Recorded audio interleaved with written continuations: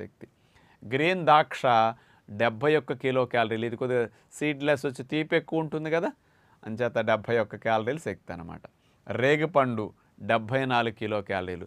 ఈ సైజు రేగికాయలు, పుల్ల రేగికాయలు రకరకాలు ఉంటాయి రేగుల్లో, అంచేత రేగిపండు అని ఇస్తారు తప్ప ఏ వెరైటీ అనేది పేర్లు మార్చి లేవు అనమాట.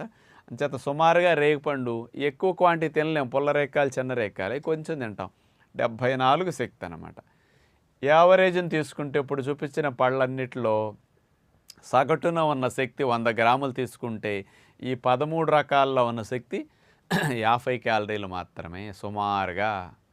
అంచేత ఈ ఫ్రూట్స్ని మీరేమనుకోవాలి, లో క్యాలరీ ఫ్రూట్స్ అనుకోండి.